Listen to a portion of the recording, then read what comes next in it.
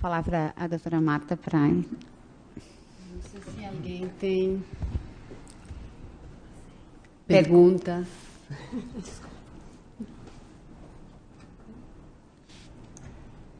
Bom, eu acho que, em primeiro lugar, eu quero agradecer em nome da Universidade Federal do Rio Grande do Sul, primeiro, e em nome também do Tribunal Regional Federal da Quarta Região, aos dois participantes que quiseram vir a falar e eu acho que a esclarecer também muitas questões de uma situação particularmente tensa e que não, digamos, que não tem uma solução simples nem rápida, eu imagino. Mas eu acho que o objetivo principal de toda esta jornada, que é basicamente olhar para o outro e, sobretudo, identificar-se ao outro como um ser humano e ter claro que é fundamental a tolerância, que quando se permite ou quando se tolera o intolerável, se vai dar lugar a tudo o que possa ser mais errado dentro de uma sociedade. Então, a tolerância é uma questão fundamental e eu acho que para os juízes também ter uma visão diferente é particularmente importante, já que vocês têm uma das tarefas mais essenciais, digamos, em um Estado, que é a preservação do Estado de Direito e o fornecimento de justiça, que é particularmente importante para os indivíduos em qualquer Estado. Então, eu agradeço muito a participação de Gustavo e de Ricardo. O tribunal quer apresentar vocês com uma lembrança e agradeço também a paciência e a participação de todos vocês nesta jornada que, acredito eu, pelo menos para mim, foi extremamente enriquecedora. Muitíssimo obrigado e esperemos ver-nos em outra ocasião. Só um minutinho, eu vou fazer um fechamento depois, ainda temos um encerramento. Vocês vão ter que ter uma paciência de mais uns 10 minutos que eu quero fazer um fechamento. Mas eu quero agradecer mais uma vez a presença de vocês e, bom, se quiserem aguardar, se juntar a nós para a gente conversar um pouquinho depois, eu só vou fazer o encerramento e depois já vou liberar o pessoal. Mais uma vez.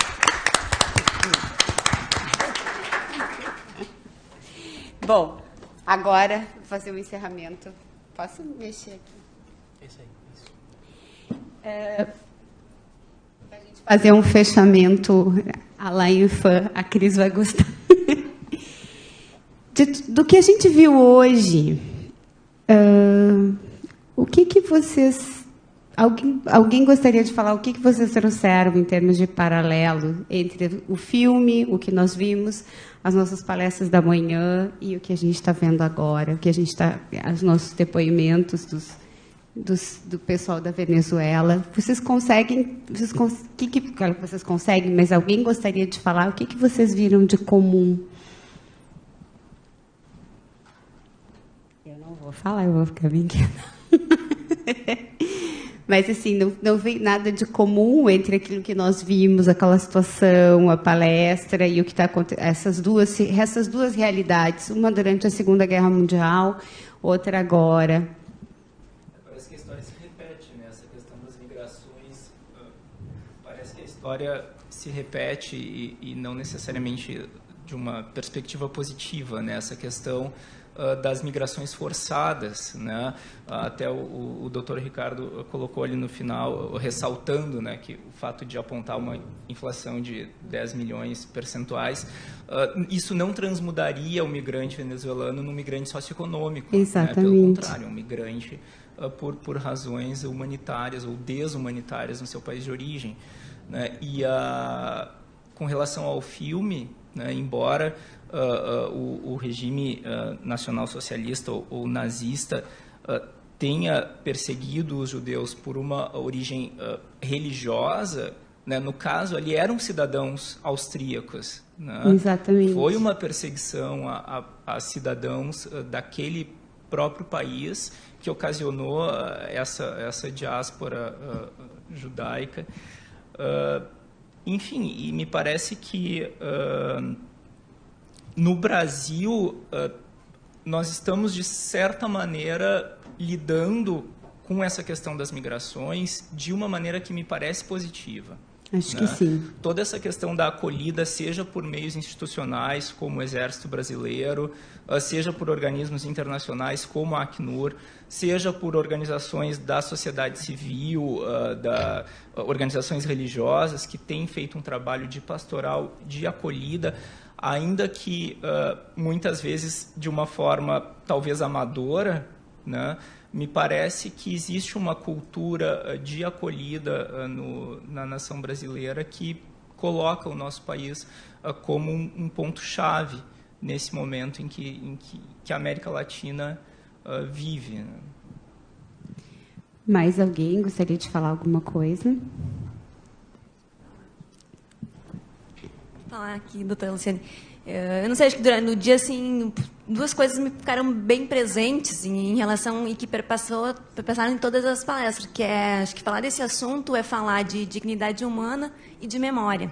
Né? Eu acho que essa questão da memória ela é muito importante, eu acho que é uma questão assim, muito importante assim, para a gente, enquanto sociedade brasileira, e óbvio a questão dos direitos humanos por todo esse fundo.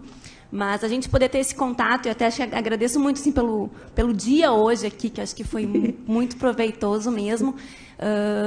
Nós sermos assim, confrontarmos, pararmos para pensar sobre esses assuntos, que eles muitas vezes são o pano de fundo para o nosso trabalho. Às vezes, via de regra, a gente não vai ter essa questão diretamente para decidir, mas talvez esse vai ser o pano de fundo de muito assim, dos casos, enfim, com os quais a gente é confrontado. Não só no trabalho, mas na vida como um todo. Verdade. Alguém mais? Eu acho que isso que a Catarina falou me chamou muito a atenção. Eu fiz um paralelo entre as duas situações, principalmente com o que o Gerson destacou de manhã, e o filme, e o que o Gustavo e o Ricardo trouxeram agora. Ele falou que eles acham que a história se repete de maneira circular. Ela vai acontecendo e ela vai se repetindo de maneira circular em lugares diferentes. E eu acho que isso é uma grande verdade. Se nós formos fazer um paralelo entre o que aconteceu com os judeus na Segunda Guerra Mundial e o que nós ouvimos e o que o Ricardo e o Gustavo estão nos trazendo agora, o que nós tínhamos? Nós temos situações de uma crise econômica enorme, de fome, de pobreza. A Alemanha tinha uma hiperinflação, e isso levou à eleição do Hitler. Né? Ela era bem exatamente isso. Se ganhava o dinheiro de manhã, eles corriam para fazer as compras, porque de tarde o dinheiro não valia mais nada. E o que nós vemos é um paralelo em que situações de crise econômica fazem com que a população, de uma forma geral, busque um Messias, busque um Salvador. Como ele disse, nós tínhamos lá o Hitler, nós tivemos o Maduro na Venezuela, e a gente viu onde essas coisas foram dar, qual o resultado. Então, o que eu tiro disso é que eu acho que, de uma certa forma, a gente tem que estar alerta para esses processos. E, principalmente nós, enquanto juízes, a gente sabe dentro de nós aquilo que é certo. A gente tem inerente a cada um sentimento de justiça. E eu acho que a gente nunca deve esquecer do nosso papel. E ter sempre em mente a dignidade humana e a memória. A memória é fundamental. E sempre tentar levar adiante o nosso papel. A gente sabemos o que é certo. Lá no fundo do nosso coração, todos nós sabemos. Eu acho que isso é o que fica daqui. E talvez para a gente pensar, se a gente vê tantas vezes, né, isso agora já é uma coisa, se a gente for ver na história, isso se repete realmente infinitamente. Mas essas situações mais recentes da crise econômica, do desespero, das dificuldades externas fazerem com que as populações busquem um salvador e acabem atraindo a repressão, Talvez a gente tenha que pensar também se a economia, como ela é pensada, que a gente está sempre, ela sempre vem em cima de indicadores de crescimento. Tem que haver crescimento. Será que não tem um limite para tudo isso? Será que a gente não tem que começar a pensar? Mas isso é tema para outro curso, tá? É só não é. Eu estou brincando para outro evento. Mas será que a gente não tinha que pensar em sustentabilidade, em outro tipo de indicadores para a nossa economia? Não estou mais falando em debates entre comunistas, isso acabou, isso é outro mundo, não. Mas eu penso, aquilo que nós temos hoje, será que crescimento? Será que renda per capita, quanto mais ela aumenta, será que é isso? À custa de sustentabilidade, à custa de destruição ambiental? Será que isso aí não teria que ser totalmente repensado? Né? E isso perpassa o nosso trabalho o dia inteiro. Então, essas questões econômicas, quando elas se refletem no nosso trabalho, como que a gente vai pensar sobre isso? Então, isso lanço como um questionamento. Obviamente, isso é tema para anos de conversa.